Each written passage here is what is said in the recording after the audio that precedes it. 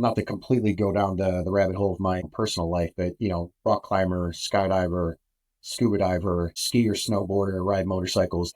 I'm not really afraid of anything, not the least of which is failure. So it's one of those things where why not dedicate your time to something that can improve your own life, improve humanity. It's something that is it's a passion of mine, is kind of digging into things that no one else is digging into. Welcome to the Lay of the Land podcast, where we are exploring what people are building in Cleveland and throughout Northeast Ohio. I am your host, Jeffrey Stern, and today I had the real pleasure of speaking with Jared Semik, founder of Eternium Aerospace, a long-range, zero-emissions aircraft development company focused on sustainable transatlantic flight. As a multi-service military aviation veteran across 3 global deployments, starting with the Marine Corps in 1999, Jared is an aerospace research and development engineer with 20-plus years of experience working with next-generation zero-emissions aircraft systems, performing various roles across research and development, aircraft system engineering, program management, talent and supplier development, and corporate partnerships for several global industrial and aerospace corporations, ultimately responsible for the development of 14 proprietary technologies. In addition, Jared holds a BS in Mechanical Engineering and Business Administration and has earned 2 U.S. patents for the aircraft systems and propulsion space. As you'll hear in our conversation, Eternium is a multi-decade endeavor, and Jared has taken a very strategic and intentional approach to all aspects of building this company, from establishing local partnerships with organizations like NASA Glenn to the tiered development strategy that stages the development of different commercially viable milestones like the power unit, superconductive motor, and ultimately Archangel aircraft itself. Jared has an awesome perspective on risk and is a believer in the philosophy of nothing ventured, nothing gained, and all the best things in life are on the other side of one's fear.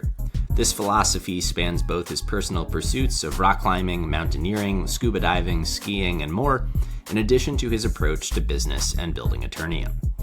We cover the challenges faced in achieving aircraft range and efficiency, the intersection of creativity and engineering, technological breakthroughs required for achieving zero-emission travels, building for the long term, and a whole lot more. So please enjoy this fascinating and educational conversation with Jared Semik. Lay of the Land is brought to you by Impact Architects and by 90. As we share the stories of entrepreneurs building incredible organizations in Cleveland and throughout Northeast Ohio, Impact Architects has helped hundreds of those leaders, many of whom we have heard from as guests on this very podcast, realize their own visions and build these great organizations.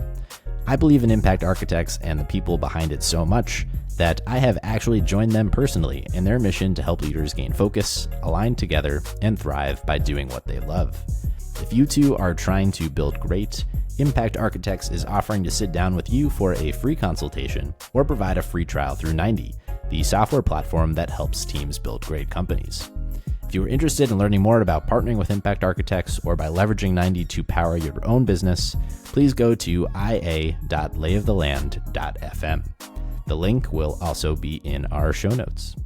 So from the outside looking in at your career, Jared, there's this incredible diversity of roles from your military service, both working with the Marine Corps and the U.S. Army, to engineering, research and development.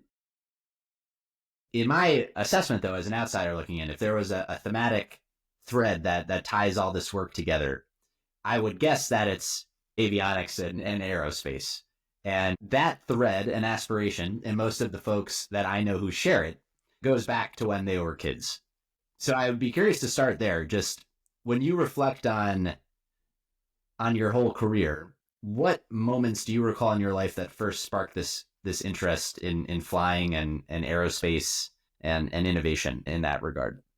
My dad was former Air Force, so I grew up kind of as an Air Force brat. I was too young to be anywhere he was stationed or to remember anywhere he was stationed. But a lot of that stuff, it doesn't die. Being a Marine, it's been 20 years since I've been in the Marine Corps. It really doesn't die. So when you have kids, all those little nuances and mannerisms that you kind of take for granted, they all just sort of bleed out. My dad was always fascinated. He was one of those guys that would run out the doors and if you heard a helicopter or a jet or something that sounded like a military aircraft, and the game was to point out what the aircraft type was, and I got pretty good at it. Yeah. And then I would say, I mean, having that as a foundation, my dad always really liked aviation from his Air Force years. I liked it just, I mean, because I was always fascinated. But then I think my mom sort of took it into the next gear. She got me a discovery flight when I turned 16. And so I started flying. And just, it kind of goes from there. You just sort of you go down a rabbit hole. I don't think I originally set out to be in aviation or aerospace. I was one of the only 8-year-old kids that was telling everybody they wanted to be an architect instead of a firefighter or or an astronaut or anything. I was like, I want to be an architect. And they're like, you even know what that means? I was like, yeah, it's design. I want to design buildings. I was fascinated with architecture at the age of 5, 6, 7, 8. And it's funny how life kind of takes you in those directions. But the reality of it is just that, that was a rabbit hole that sort of kind of went down the space of reality. It wasn't like a theoretical thing. I was starting to see it with my own eyes, and I started kind of enjoying that. And then came time to decide whether or not I wanted to go into college or go into the trades or go into, the military. My dad was in the military. I said, you know what, I'm not entirely prepared to spend another 4 to 5 years in school because I was like, I need a break just for my life. So I said, I want to go in the military. I landed on the Marine Corps just because I like the culture. I picked aviation. Most of that was basically my recruiter. I wanted to be a grunt. And he said, there's no way you're going to ace the ASVAB and I'm going to put you in as a grunt. You're either going to go intel or you're going to go on the aviation side, or you're going to be doing something that's using your brain. I said, okay, so that means I can't be a grunt. And they're like, you can get somebody else to do it. I'm not going to do it. I was like, that's fine. He's like, what did you do? He's like, I wanted avionics, blah, blah, blah. I was like, all right, that sounds pretty cool. So explain it to me. I ended up picking that. I ended up getting Hueys and Cobras, and then that bled over into airframes and power plants. And I was a helicopter aircrew for a while, so I was an aerial observer. And that was actually an interesting segue because that all came from starting in avionics and then kind of bleeding over to the airframes and flight line side. They came in, they're like, all right, well, we need volunteers to do this new VRC-99 project with Spay War out of San Diego. So like, this is a whole engineering development side. This is where you segue now into my engineering rabbit hole, because I started doing all this engineering. I was only the only enlisted aircrewman on the West Coast that was on experimental flight orders. So that was kind of a feather in my cap. So I did that for a while in my last deployment, and then that just kind of segued into my aerial observer work, and never became a crew chief, but it was always just an aerial observer, and then getting out, and I had the entrepreneurial spark. I was like, I got bigger fish to fry. I'm like, shit, no. Well, I wanted to start a business. I had a bunch of business ideas. I had just ideas in general, and I knew I wanted to do something big. I mean, it was stirring in my soul. I didn't know quite exactly what it was, and then on top of that, I was going to school for engineering, and then it was all on the mechanical side. I decided to stay away from electronics because I did all that, and I sort of wanted to bring the two elements together. So mechatronics kind of became a thing, and and then I just landed in aerospace, and I like developing new technologies just because I'm creative. So where do you feel that entrepreneurial inclination came from? God, I had a lemonade stand. I had a lawn mowing landscaping company when I was a kid. I sold everything. And it's funny, every time you read anything about entrepreneurs, where did this come from? They say I think the statistic is like 80-something% of entrepreneurs were entrepreneurs from childhood. Most of them had like paper routes. Most of them sold things. They were in some kind of business activities. It's certainly a pattern. Yeah. Yeah. No, 100%. I mean, but that's essentially where it came from. And then, like I said, when I was transitioning from the Marine Corps, when I was telling everybody what they were, what I was going to do, it was funny. A lot of guys were, oh, you're going to be back. You're going to be back. I was like, no, which is funny because I did come back. I was like, oh man, this is killing me. Cause I was sort of, I was pretty hardcore. I had a couple of guys like, you're definitely a Marine. And I did. I absolutely loved it. It sucked in a lot of regards, but say more about that. More about what? But being a Marine, what does that mean? Everything's a spectrum. Marines are known for being a little too gung-ho. Out of the 4 main branches of the military, I guess if you exclude the Space Force and the Coast Guard, if you talk about all combat arms spaces, the Marines are kind of known for they're just overly gung-ho. Well, the thing is inside the Marine Corps, there's a spectrum. And you get some guys like, I'm not to talk complete smack, but like you got a lot of guys that are like admin, guys that are like logistics, and they don't wear their uniforms really tight. They're not PTing all the time, so they're not exercising. They don't keep themselves super fit. They're not into all the green side stuff, which is, it's all ground stuff. So like they're not gung ho for special operations or any kind of like infantry activities and things like that. And it's just, I mean, it's a matter of motivation. So when you say a Marine's Marine, it's like maxing that whole Marine Corps-ness out. And most people can recognize and be like, oh, this guy's just over the top. And a lot of it got me a lot of places. I was well awarded. I was meritoriously promoted. Out of the 4 promotions I got, I think, let me see. Well, I got early promoted to Lance Corporal, but meritorious PFC out of boot camp, meritorious corporal. I got put up on a meritorious sergeant board for picking up sergeant, and I got early promoted to Lance Corporal. So pretty much every single time. And then I was getting unsolicited recommendations from our pilots to go into MESAP, which is basically a program to go into officer side. So they're like, oh, you need to be a leader, blah, blah, blah, blah, blah. And then a lot of people basically say that's when they're like, you're a Marine's Marine. And every Marine kind of knows what that means. So where does the idea of flight electrification come from? How long are you ruminating on this? What was the kind of aha moment?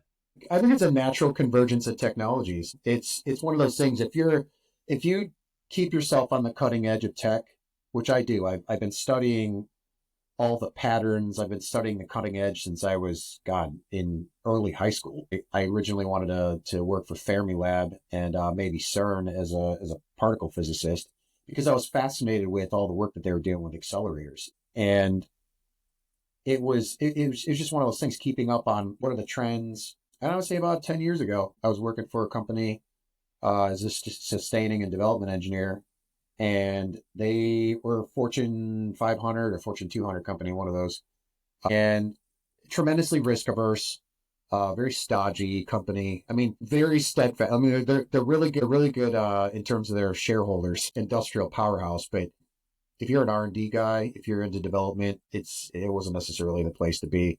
So I had to exercise those muscles somehow. And I'm a lifelong artist, so all that creative juice is constantly coursing through my veins, telling me like, you got to find, let's do new things, let's push the envelope.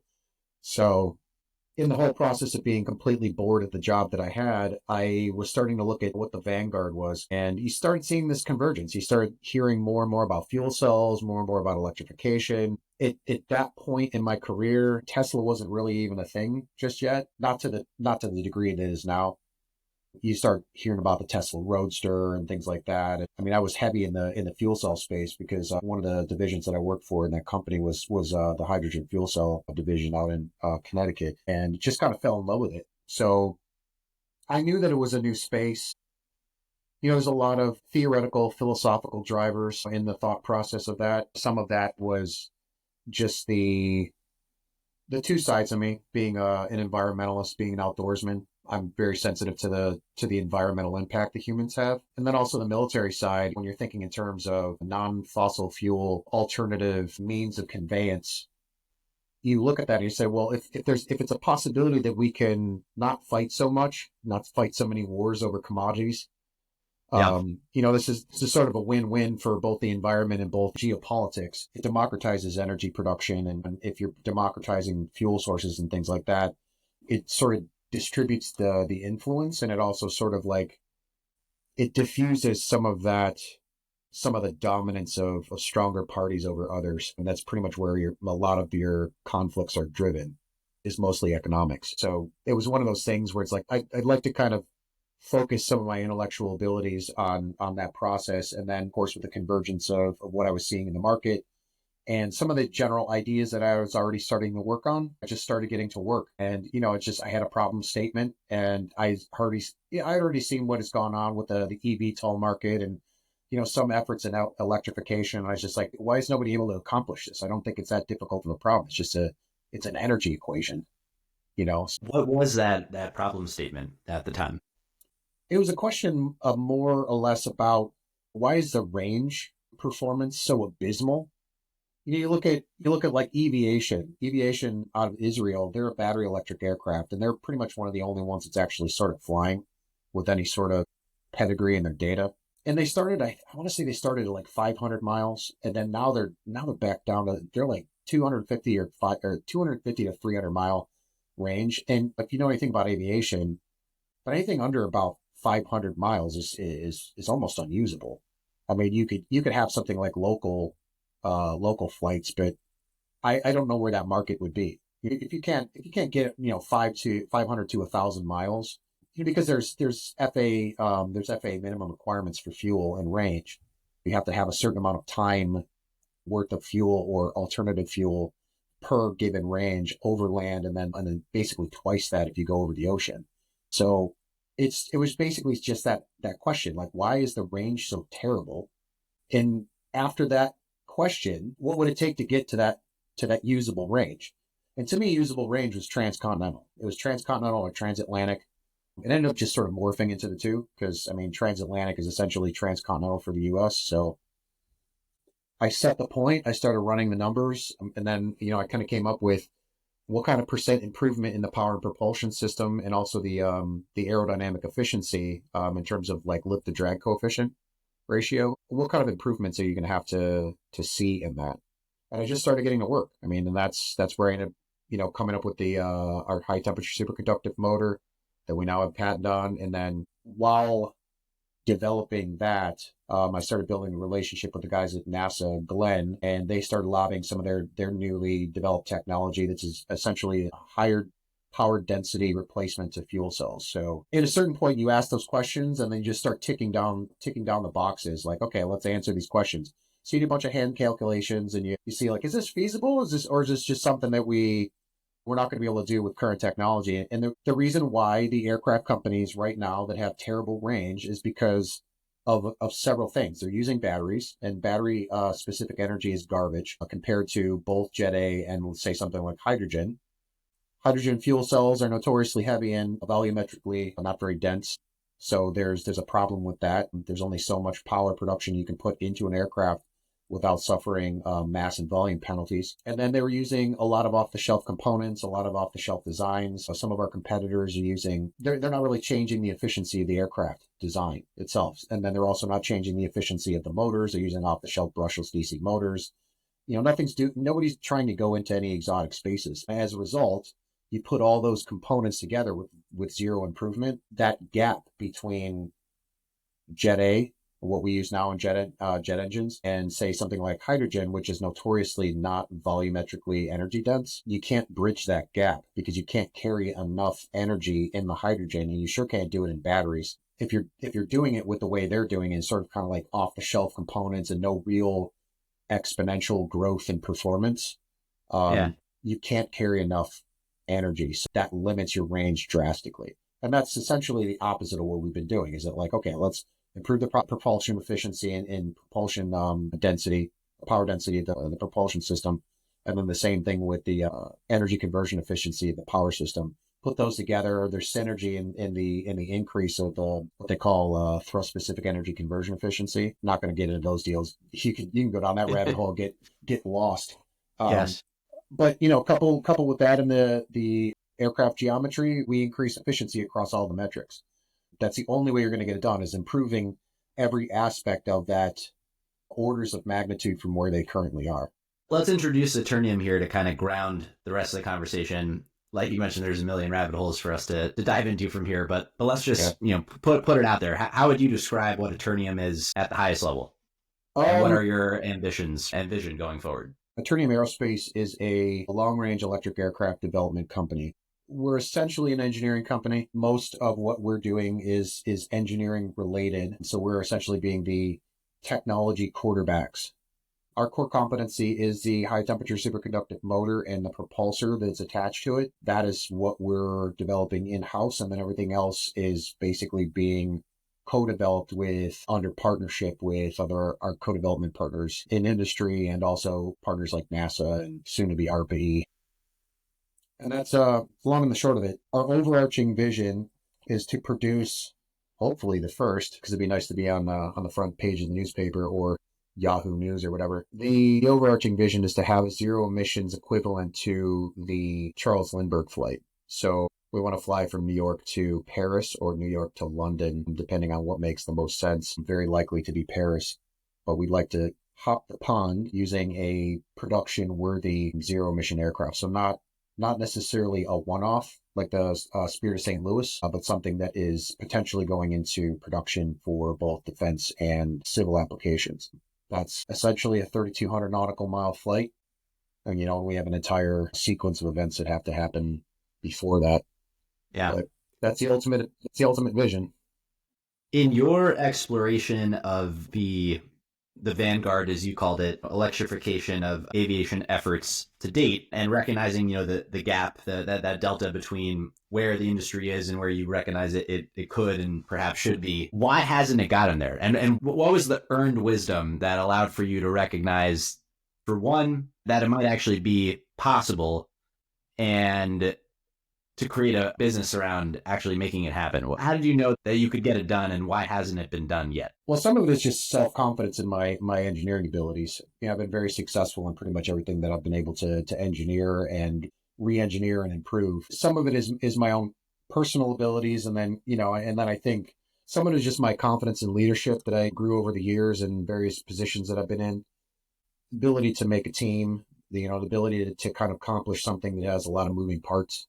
It's one of the aspects of skill growth that you get in the military, especially the Marine Corps, because the Marine Corps has got a lot of moving parts that all have to kind of, work in concert with each other dynamically. A lot of pivots, a lot of contingencies, a lot of that. So once you get used to that space and you sort of lose any sense of fear of failure, which I don't have any of that. Not to completely go down the rabbit hole of my own personal life, but rock climber, skydiver, scuba diver, skier, snowboarder, ride motorcycles. Like I'm not really afraid of anything, not the least of which is fear or failure. I mean, so it's one of those things where why not? Why not dedicate your time to something that can improve your own life, improve humanity? And it's something that it's a passion of mine, is kind of digging into things that no one else is digging into. I mean, and then when I look into the industry and you ask that question, like, why hasn't this been done? Try not to be too nasty with this statement, but I don't think people are very innovative. I mean, one of the traits that I noticed a lot of times in organizations, a lot of engineers, they think they're pragmatic, but there's no creativity, and they seem to think innovation is incremental change. So when you look at something like, say, electrification of aircraft, there is some work. You have like NASA, you got Hynetics, you got a couple of these companies that are doing things that are adjacent to what we're trying to accomplish, but no one's really sort of trying to eat the whole elephant. I had a conversation with one of the guys at NASA Glenn. He kept asking me, why are you guys trying to do it all? Why don't you just be a motor company, or why don't you be like a brain turbine company, or why don't you do this? It's like, well, here's the issue. So going back to what you were asking, what did you see in the industry? The answer to that is, if we were to wait, this is actually what got him when we had this conversation. He was like, he had this aha moment. Is when I told him, I said, if we were to wait for the industry to separately develop these technologies, so these components and systems, and then, mesh them together, it's going to be 40, 50 years. I'm not even kidding you. Everyone looks at aerospace and like, it's super innovative. It's not. It is 100% the least innovative industry out there right now. It's super risk averse. There's not a lot of pushing in any one specific direction very hard in terms of innovation. You get the rarities, like you get SpaceX, because Elon Musk, I think we have a very similar personality in that regard as leaders of companies, where why not? And let's do what our dreams tell us to do. Unfortunately, you've got organizations that are out there, some of the large OEMs that they've got a lot to lose. They've got a tremendous amount of legal fear over failure. They've got the reputations to be mindful of. All these different things kind of play a part. And once you start building a culture like that, you hire essentially engineers. The engineers that are being successful in that company are the ones that don't rock the boat, the ones that are basically doing what they're told, and they're moving the needle steadily, but also very slowly in a direction. So when you see a lot of these companies that are being built by some of these like former Boeing, Lockheed, etc., employees that are like, I want to make this. They also still have that mentality of like, let's not be some spicy assholes about it. Like they don't get in there and they don't start throwing punches. So they'll be like, all right, well, we want to see what we can do, and then what they do is they just kind of take a bunch of off the shelf things, they incrementally improve them, and that's just it's not going to get it done. I'm sorry, we're not going to get there. Yeah. So you So have this kind of grand ambition married with your personal gumption to achieve that mission in the face of what is a difficult technical problem. And we can talk about, and I'd like to understand a bit more about, the physical feasibility of all this. But I think really interestingly, in your assessment there, this kind of marriage of engineering and artist mindset. yeah, 100%, 100%. And what's really sort of that's the nucleus of the R&D spirit. I hate to say, and I'm not trying to badmouth engineers, but I think one of the more frustrating things is just simply that is that you have a lot of very uncreative people that are very good at they're on the spectrum of problem solving, and they don't seem to follow much of a vision. They seem to think that the numbers will guide them to the place that they need to be. And unfortunately, it's sort of the worst case of analysis paralysis where they start convincing themselves that it won't work because they'll start seeing things in the data because they didn't take the risk. And I think that's the third element to that equation, really, is is obviously the logical capacity, sort of like your IQ, and then you have sort of that other dimension of intelligence that I think is sort of the creative element, and then you have sort of where are you on the spectrum of risk aversion. Risk aversion is probably one of the most frustrating things in the industry. Risk aversion is what stagnates an entire economy, because people, well, I don't want to risk this, I don't want to do whatever. I said, well, yeah, but no risk, no reward. Yeah. I don't know how many times I've talked to people and they look at me weird when you're like, well, why would you jump out of a perfectly good airplane? Or, why are you climbing? It's like, that's ridiculous. That's dangerous. I said, we're all going to die, you know? And none of us make it out alive. That's true. Exactly. And it's like, to me, it's sort of like that why tiptoe through life only to arrive safely at death. Everything in between that is why not risk it? Why not? Why are we going to sit here comfortable when we could have shot for the stars? And that sort of lack of risk aversion, I think, is the other driving factor, is that I'm not terribly afraid of anything and creative and also have the cognitive faculties to be able to work through the problems. And then also nurture everybody else into those spaces. I mean, one of the things I really love is teaching and kind of being sort of like a personal life coach slash guidance counselor. So being able to kind of inspire people into that space, it's a convergence of personality traits. And I think unless you have that, I don't think you're going to move into that space. And I think if you look at a lot of the entrepreneurs that are out there that are kind of crushing it right now, your Elon Musk and the guy he started Anduril. He also Palmer started, Lucky. yeah, like those guys. It's just like, I've got an idea, I've got a vision, I'm creative, I want a thing to happen, and they can work through the problems and they can build a team. And I mean, in a large regard, Steve Jobs, I know he wasn't doing the majority of the engineering, but he could definitely form a team, and he had a good sense of strategy and marketing, and he was a genius in his specific idiom.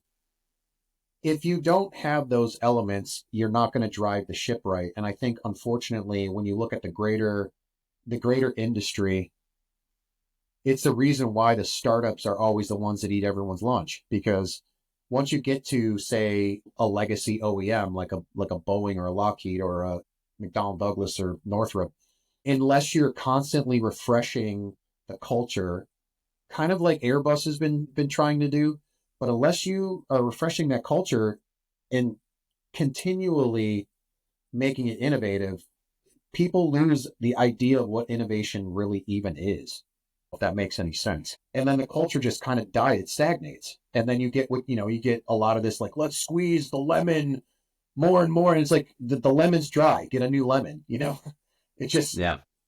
it, I don't know. I think this is the thing that amuses me is sort of like the psychology of it all is, what happens in the cycle of companies when you just kind of let them kind of get stale. So help me understand the new lemon, right? Like what does it take to build an electric aviation company? And you mentioned that you have this kind of staged approach. You mentioned the superconductive motor, the power unit, ultimately the goal being this aircraft holistically. partnerships with NASA. From the outside, I imagine this is quite a capitally intensive undertaking. Give us a sense of the timing, the roadmap, where Eternium is today, and the progress thus far. All right. Yeah. So, I mean, this is all, I mean, everything is contingent on how much traction we can get in terms of funding and Yeah.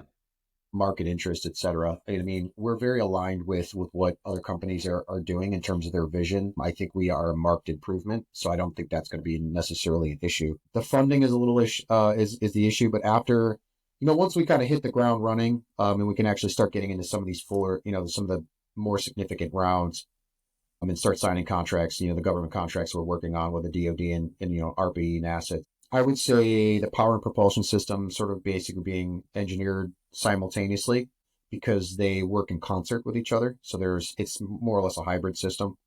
I would say expect about a 36 to 48 month runway in terms of market viability. There's still about a year and a half that we'd have to dedicate to DO-160, DO-178, Part 33 certification for flight worthiness by FAA compliance. So obviously, before we can even land in the market somewhere, and obviously this technology can be adapted and scaled to non-aviation applications. So we can make sort of a market landfall, I would say, earlier than that 36 to 48 month plus year and a half. But yeah, I mean, it's the reason why we decided, because it is capital intensive. So, we're not trying to gather a bunch of investors and make them wait for 10 years before we have a viable product such as the aircrafts. This technology is needed in the growing electrification space. So we need better motors. We need better, more powerful energy generation, power generation systems, and then working together, the entire system needs to be improved in terms of thrust specific energy conversion efficiency. So when you kind of pull in those metrics, you ask that sort of question, and it goes kind of back to the problem solving sequence. What's your go to market strategy? And a lot of that was,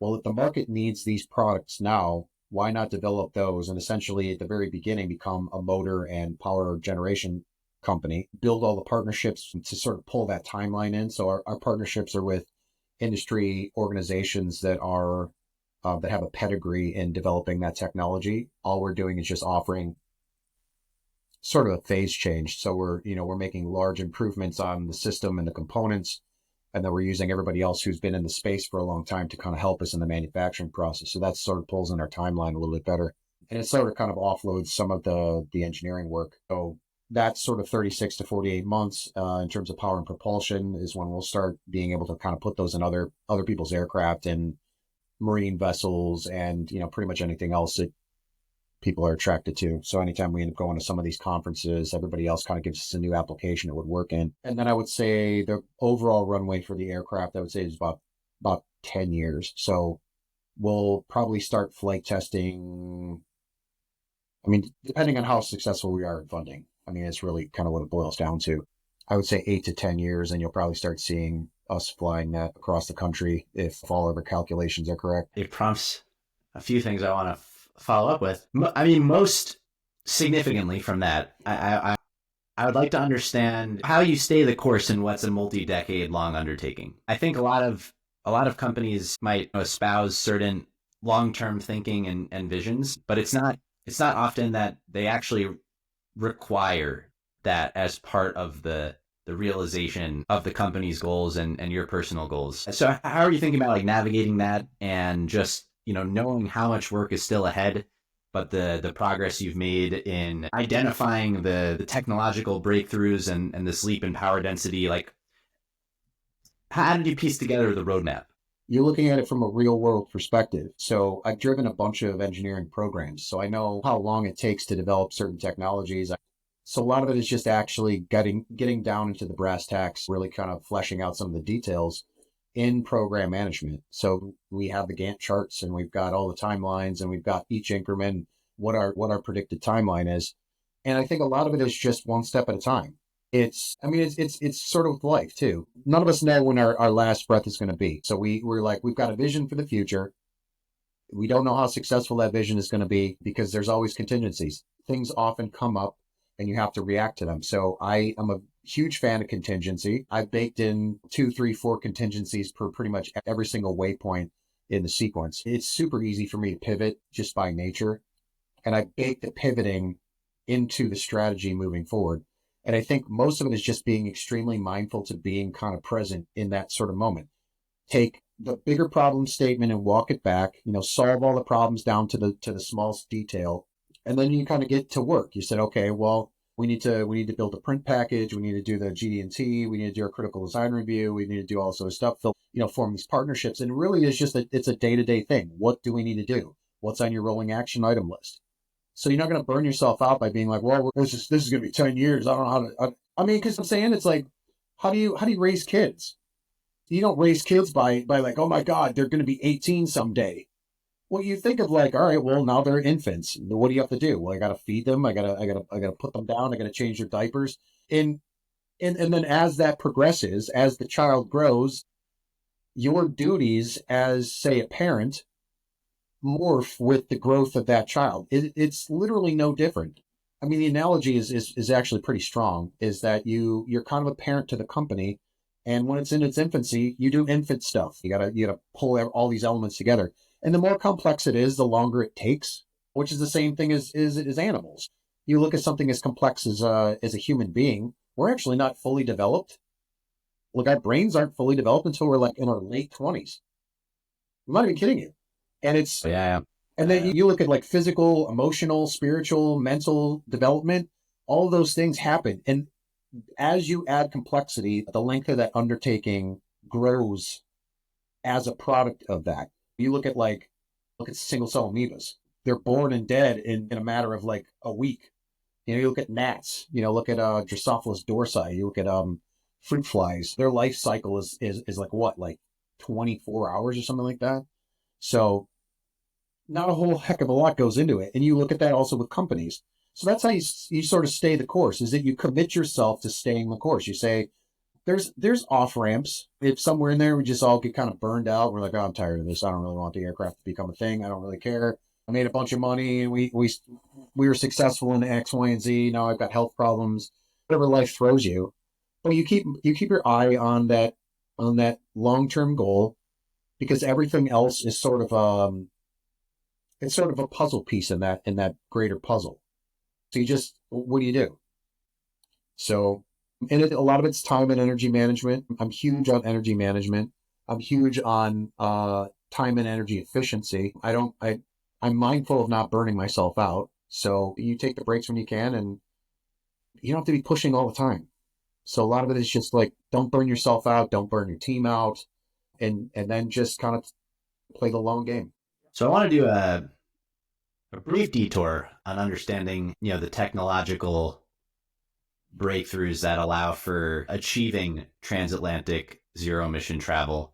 I mean, knowing you could spend probably multiple graduate level courses on this alone, but like, how would you explain what you've unlocked to a middle schooler? The explain it like I'm five version of what is allowing for you and Eternium to realize this. Again, go back to earlier in our conversation, having talked about that delta, that gap between where we are and where you recognize we can be. Yeah, it really boils down to what I would consider the entire package. I talked about thrust-specific energy conversion efficiencies. I pretty much kind of coined that as a metric to encapsulate. If you would ever go on the internet, there are efficiency maps for the usage of energy. So in each, and I know this isn't to like the 5-year-old level, but you kind of have to have this groundwork. Each molecule has a certain amount of megajoules per kilogram like your fuel source. You look at something like Jet A. Jet A's, I want to say it's about 19.1 kilowatt hours per kilogram. It's 33.1 kilowatts hours per kilogram for hydrogen. When you start going volumetrically, it's a lot less. So it's only 2.2 kilowatt hours per liter. So understanding that your fuel source can only carry a certain amount of energy per liter, you understand that you have to improve the amount of that energy being transferred from its ambient potential state of whatever you have it in. So what we had to do is improve how much of a percentage of that energy within the molecule was being converted into forward motion. And that's the thesis quote. So if you look at like gas turbine engines right now, um, they're operating at about 36 to 38% in terms of thrust specific energy conversion efficiencies. 38% of that, the energy that's in a naphthalene based jet fuel, like Jet A and JP5 and things like that, is being converted into thrust. The rest of it's being thrown out as heat. Since we recycle so much of that energy within the system, and we very efficiently use it for torque generation in the superconductive motor. Since all that energy is being recycled, we capture all that heat energy and we just basically kind of turn it back in on the system. We can basically increase that to about 58%. And that's super conservative. We actually could probably go higher than that. So what that means is that we had to make those improvements because that drastic difference between the volumetric energy density of Jet A versus, say, hydrogen. Batteries were never in this conversation. They operated about 400 watt hours per kilogram. I mean, that's versus 33,100 kilowatt hours per kilogram for hydrogen. So, I mean, it's orders of magnitude less. It gets better volumetrically, but that's less relevant. It's in 1.03 kilowatt hours per liter. But there's a huge difference between the volumetric energy density of Jet A, which is like 13.1 kilowatt hours equivalent per liter, versus the 2.6 if you're using slush hydrogen. So there's a massive difference between the two. So you have to bridge that gap. And then on top of that, so not only do we have to bridge the gap, we still fell short. So we still weren't going to be able to make that happen. So what we ended up having to do is, okay, well, how do we improve the aerodynamic efficiency of the aircraft? And in the process of using, say, a blended wing body, we found that we have greater aircraft wing volume. So when we start using some of the emerging technologies in terms of cryogenic storage for liquid hydrogen, we can start wetting the wing, which means we can use all that wing volume for fuel storage on top of our center tank. So now that we can basically fill the aircraft with like 8,000 to 9,000 gallons of liquid hydrogen, and we can use that all super efficiently, that's what ends up getting us that 3,200 to 3,600 nautical mile range. So that loops back around to why all of the things all together at the same time, why parallel development. And that it becomes that the answer to that question is that if you didn't understand the synergies in the system, if you didn't hybridize it the way we did, and then you also didn't couple that with some of the design considerations that we had for the aircraft architecture itself, you weren't actually going to get that synergistic increase in range and propulsion performance. So you kind of fall flat. You're still going to get marked improvements, but not quite as many because you weren't going to sort of see this synergy. So it all needed to be done. And then I think somewhere in there, I want to say, I don't know, a couple of years ago, came to the realization that unless we grow this organization massively, like we turn it into a Boeing overnight, we weren't going to get it done. We don't have enough manpower. That would require a tremendous amount of upfront capital expenditure to grow the team. And I don't know of a single entity that's willing to risk that amount of money in investment. It's something that's that risky with such a long timeline. So basically broke it up into parts and said, okay, well, how do we get this accomplished? That's where it ended up going, okay, well, we need co-development partners. We need to be very clever with both the business strategy and the technology development strategy. So just kind of what we've done. Yeah. Well, it would take a very erudite middle schooler to follow along there, but I think I did the best I can there. And if I'll just play it back in my explain it like on 5 language, but it's a certain combination of what I'd call like an order of magnitude improvement in the power in the superconductive motor and in some of the literal design of the aircraft itself. Yeah. Simplifying all that a lot, but just to make sure I'm understanding. It's a really unfortunate. I've been doing this for years now.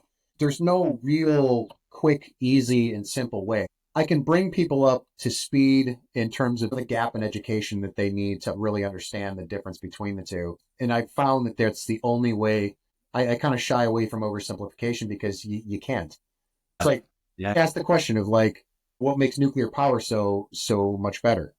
Well, you can say that it produces more power with a lot less fuel and all this other stuff. But when you start asking, okay, well, how does it do that? Well, I mean, okay, are you a nuclear engineer? So Yeah. Well, and part of it will just be the demonstration that you can achieve this in this combined package. I always go back to the people don't care so much about the technology and much more about does the thing solve your problem. No one knows how the microwave works, but people know that you can heat your food up in it, and that's a pretty magical thing. 100%, 100%. And that's kind of why I go back to that thesis statement. We use more of what's in the fuel.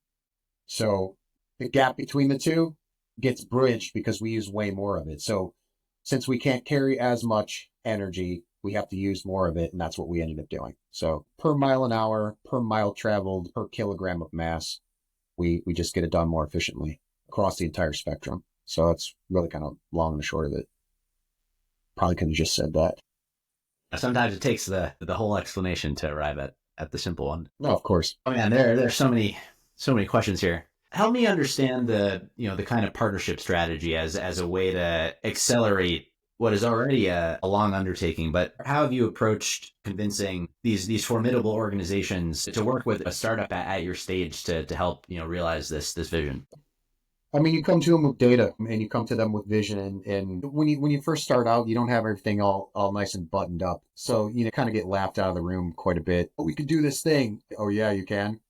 All right. Well, great. There's 400 other companies that are all trying to do the same thing. What makes you different? And you have to start working through the problems. So we did a lot of laboratory testing. We've got initial data. We built the math models, did all the hand calculations, and then putting the entire package together that makes sense to you just keep going. You keep going back and keep asking all the industry experts. Being one yourself still doesn't make you immune from your own personal bias. So all I did is I just kept kind of bringing it back to people that I knew that could give me technical sniff checks. Hey, are these calculations right? Does this make sense? Is this feasible? It started out kind of getting laughed out of the room because you really didn't fill it in with a lot of data.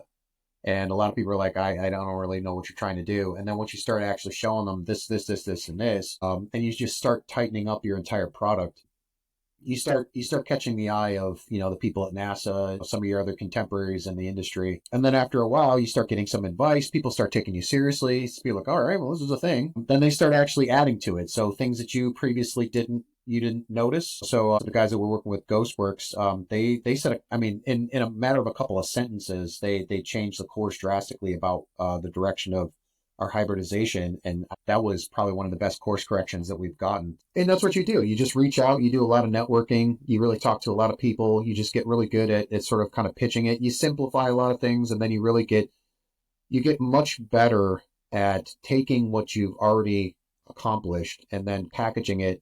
The more you do that, the more it becomes more of a cohesive narrative. It actually starts becoming real because you're starting to build it, design and development work into some of the things that you're talking about. So long story short, it just becomes incrementally more and more attractive as you evolve the concept. And then that's when you start going to these places, they start taking you seriously, and then they start helping you. And then they start getting interested. Hey, we want to help you with this. This is amazing. We think your vision's amazing. We think what you have, the solution that you have is legitimate. It's feasible. I think we can contribute to this. And then it just goes from there. And then that's when you start pulling everybody else on board. And then you just start kind of collecting all the chess pieces. So It's a lot easier than you think. You just have to be very persistent. You have to be very patient. I prided myself before this all began being a very patient person. If I were to meet myself when I first started right now, I would look at myself and say, I'm the least patient human being ever. So my patience level has grown exponentially as a result of this, because you need a lot of patience. You need a lot of patience with people because you have the benefit of understanding your technology. Nobody else does. So when you start telling them how it works, you can't expect people to immediately know what's different, what's significant, how it works. So you just get really used to being able to kind of teach it as quickly as possible. When it becomes a thing, people get excited.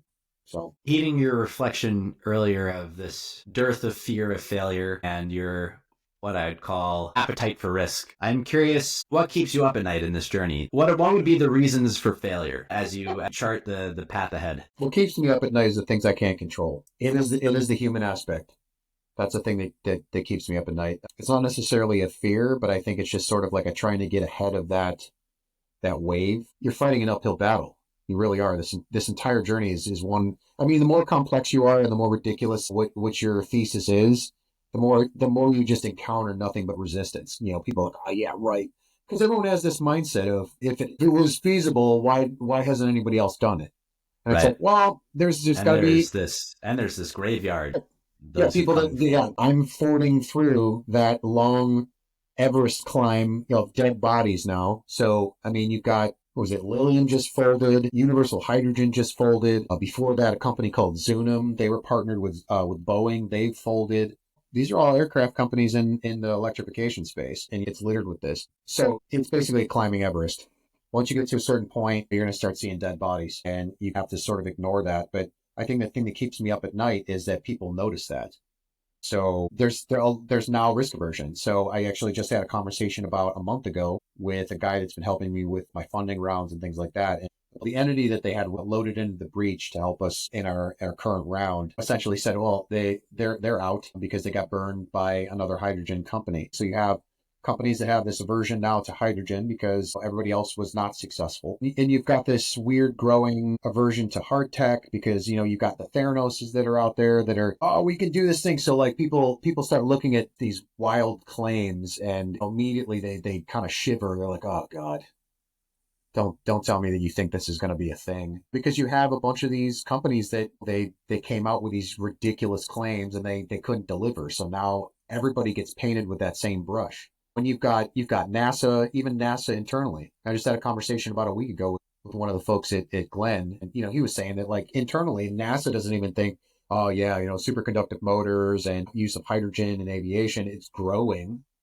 But they're like, oh, this is 30, 40 years out. I said, yeah, it is if you have the industry parcel up each one of these development programs and they don't do it all at the same time. So it doesn't coalesce under one roof. So all of those mentalities, culture of aversion to risk, I think that's what kind of keeps me up at night. I can't make people have courage. I can't make people be more comfortable with what they perceive as risk.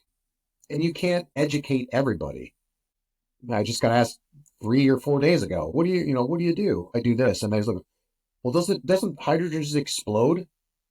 Well, yeah, it combusts energetically if it's in an oxidizing environment, but you can control all that. We've been using it. Like combusts energetically. I like that phrase. Yeah. I mean, you could say it detonates, but the thing is you can control it with alerting. You can monitor the environment and control the mixture ratios if there is sort of, an oxidizer in the environment. I mean, there's so much pedigree in terms of like, look at NASA's been using liquid hydrogen and liquid oxygen next to each other in the rocket industry, going all the way back to the Nazis in Germany when they were building all their rockets. I mean, they've been experimenting with that. We know how to control it. We also have production of fuel cell electric cars that use hydrogen. We know how to control it. But the problem is, unfortunately, you're fighting against some of these ideas. People are like, "Oh, it's going to turn into Hindenburg, or it's just going to explode." I heard it's really dangerous. I said, if you run an aircraft into the ground with Jet A, it will also explode. But we control that energy and that volatility. That's the uphill battle. That's what kind of keeps me up at night, is things that I can't particularly control, and sort of where everybody views the possibility of the technology. I Yeah. think that's what sort of limits us, because I have to have these conversations every single day almost, Yeah. trying to convince people like, no, no, this is a real thing. And until you come to them with more and more increasingly compelling data, everybody just looks at it like it's you're another wannabe unicorn Theranos, and they're like, I'm not going to spend money in that. I don't want to get defrauded. Yeah. Well, I appreciate your persistence in this and doing it within Northeast Ohio. I think it's really quite inspiring, and the journey ahead is long and difficult, but I'm excited about what you're building. Yeah, me too. If I can weather the storm, I think the thanks goes to my fiance for putting up with the space we've been in for a while. I think in the end, if you stick with the vision, it's that sort of that adage. What is it? You shoot for the moon, you miss, you end up landing in the stars. It's kind of the same thing. It's I've always been one of those shoot for the moon kind of type people. You look at things and you're like, why not? Yeah, and that's Well, what it takes to do something this ambitious. Anything less, it's not enough. yeah, and I 100% agree. Well, knowing there's many more things we could talk about, I will bookend us here with kind of a greenfield, what's left unsaid question in reflection on your journey thus far and what you're building that you would like to relay. And then we'll close it out with our traditional closing question, which is for a hidden gem in Cleveland. I don't know if I could answer the question of what has gone unsaid. I mean, there's so many details. In your personal journey, in the business journey, really anything that feels powerful in this moment.